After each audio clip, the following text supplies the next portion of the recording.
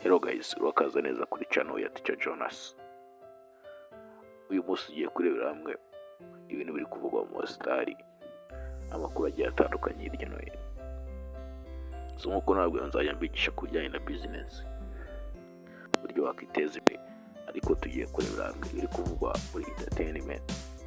Tugiye gukora ikiganiro.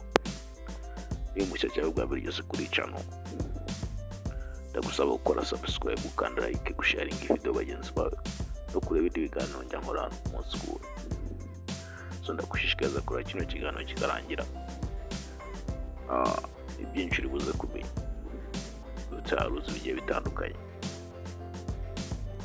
So kandi ndagushishikariza kujya hano ukareba ibindi biganiro kino dukora hano umunsi ku wundi. Amazina yanjye nitwa Teacher Jonas. So channel yanjye nayo yitwa Teacher Jonas. Twihuse cyane muri entertainment. Uwo bita Mutesi Jolly wabaye Miss Rwanda 2016. Umutesi Miss Jolly yafashe miliyoni 10 z'amanyarwanda ashyigikira album y'umuhanzi bita Neri Ngabo ameno bita Platini. Yafashe sheke asinyira miliyoni 10 akwemeye gutera inkunga no kugura album ya Platini bita Neri Ngabo. So yatanze sheke ishyikirizwa umuyobozi wa Kina Muzika Ishimwe. So nagiye mbona ku mashusho media hari abantu bagiye bareactinga bavuga ati se abana bayakoreye amafaranga miliyoni 10 bakara amafaranga menshi. So bamwe bagiye bavuga bati gakora iki, abandi bagenda bareactinga bavuga ibintu bigiye bitandukanye. So ariko indi nkuru nabonye, inkuru ivuga ku mugabo we. So ivuga ati se yaba yerekanye umugabo we mu birori byabaye ko mbere yuko ajya kwemera amafaranga yo gushyigikira inkunga yo gushyigikira album ya Neri Ngabo na Platini.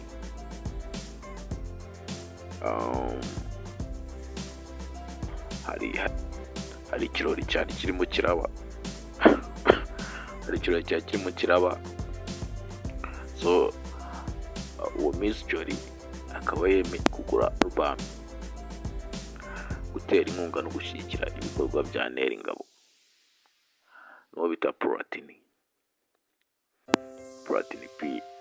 So abo ni abahanzi bo muri muzika, abahanzi bakigiraho byinshi. So bakoze cyane bagatera imbere, abahanzi bafite ibikorwa by'inashyikirwa. So reka twihute turebe n'andi makuru agenda avuga ku mbuga nkoranyambaga entertainment. So uwo bita Mutesi Miss Now, so yasohoye igitabo kivuga ku buzima bwe ku nkuru ye, ariko abantu ntabwo bagiye babyakira neza. Bamwe bitewe n'ibyo bagenda bareactinga, hari umuntu wavuze ati ko ntabwo nasoma igitabo cy'umuntu utazi icyongereza, utaratsinze icya leta. So ku muntu utaratsinze icya leta ntabwo bivuze ko kuba utaratsinze icya leta utamenya kandi kumenya ururimi rw'icyongereza, ko kumenya ubwenge ntabwo bisa ngo gutsinda icya leta. So bamwe bagiye bandika mu makomenti, abandi bashyira kuri za social media bavuga bati ku muhanda 1000 80 kakikuzanira iwawe igitabo. So ni umushinga mwiza ariko bamwe bagiye babyakira nabi, bibaza ngo ni igiki, bakabigereranya ibindi bintu bidafatika by'amafuti bidafatika. Abanyarwanda ntabwo bashaka kuzamura bene wabo, kuko bashaka kubasubiza inyuma, kubaca intege. Ese tugashyigikira abanyarwanda bagenzi bacu, inshuti zacu, inshuti z'urubyiruko, abana bakiri bato, abana bakizamuka, ndetse tukabashyigikira. So Miss Naomi yashatse umugabo wo mu diaspora, bamwe bakaba bibaza ati se ubukene buri kwimutera kugurisha igitabo? The business, it's mind my business, it's mind my business. So niko mu cyongereza bavuga ngo nivangira muri business zanjye, ariko abanyarwanda bamwe bakunda kurengera gusanga bivanze muri business. So kuba Mutesi Jolly arimo aragurisha igitabo kivuga ku buzima bwe, mukabigire big deal ngo mubigire ibintu byaganje n'ubuzima, no guhiga, kuba no gusaragoringa, no gushakisha.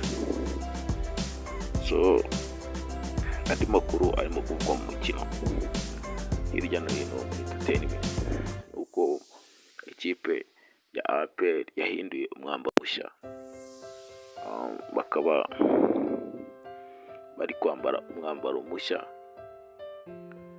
So yahinduye umwambaro yambaraga, ikaba iri kwambara undi mwambaro mushya. Mu mwambaro rero hari abakobwa baperforminze mbo bawuperforminganye, barimo kwerekana, hari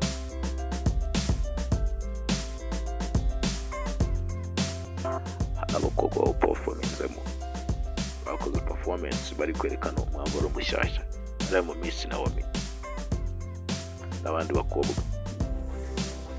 So ni amafoto yakwirakwiye kuri social media agiye atandukanye berekana performance, bamwe na bamwe bari editingaho bavuga ati se Miss Naomi ari gucinya inkoro nyine, ibintu bigiye bitandukanye. So APR Football Club yahinduye umupira, imyambaro yo kwambara, isigaye yambara indi jezi nshyashya. So andi makuru agenda avugwa hirya no hino mu mikino, hirya no hino nuko abagabo bakomeje kubibamba, banze gushaka abagore. So harimo Papa Sava ufite imyaka 47 ataraka umugore, harimo Rob ufite imyaka 33, harimo Bamenya, harimo n'abandi benshi bakuze cyane batarashaka. Bamwe bari kwibaza bati se bazashaka ryari ko bakuze? Nta makuru njye nabona kuri social media agiye atandukanye hirya no hino. So basura platform zabo ukagenda ureba ayo makuru, cyangwa se ugasura imbuga nkoranyambaga nawe ukihera amaso. So andi makuru rero nagiye mbona hirya no hino, nanjye ndagenda nihera amaso.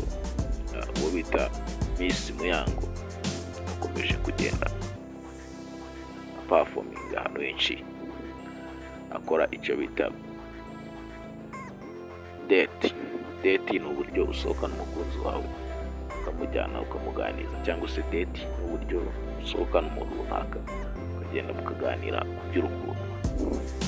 So yabanje gukora date nabonye yari irimo uwo bita Rosikana.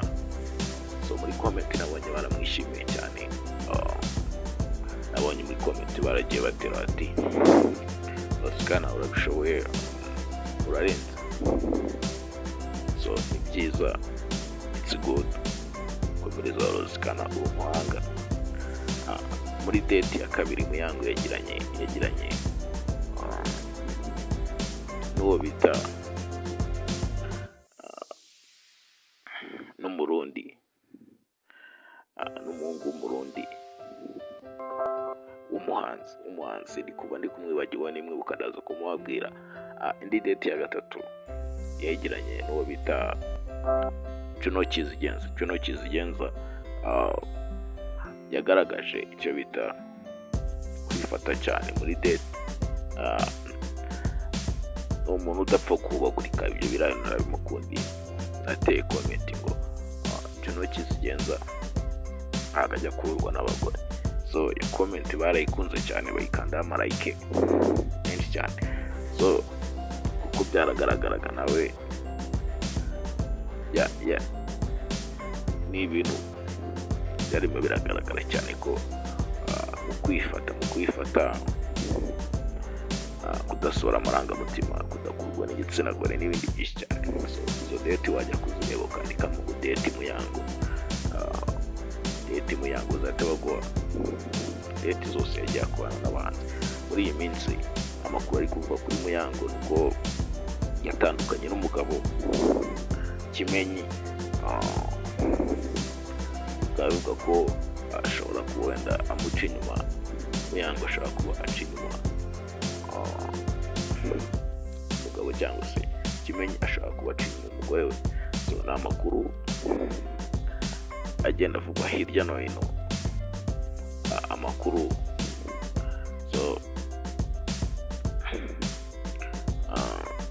avugwa hirya no hino. So andi makuru wamenya muri muzika, andi makuru wamenya hirya no hino, uko ubita umuhanzi bita Khalfan Govinda. Khalfan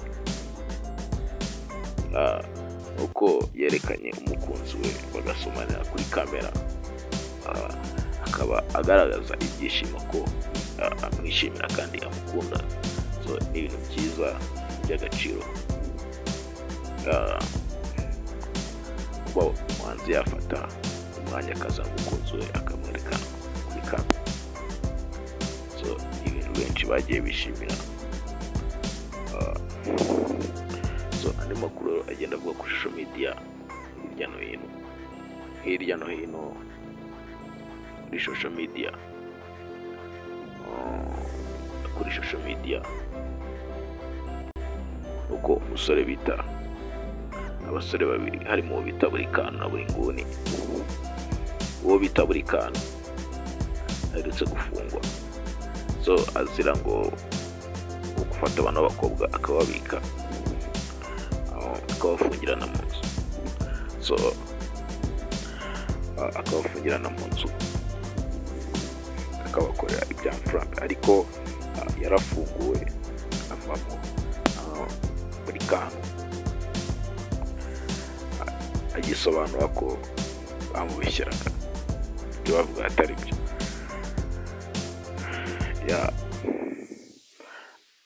Andi makuru agenda avugwa hirya no hino uko bita Regani yafunzwe.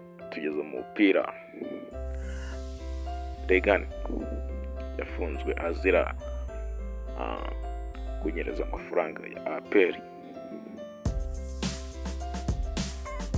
ikipe ya APR Football Club.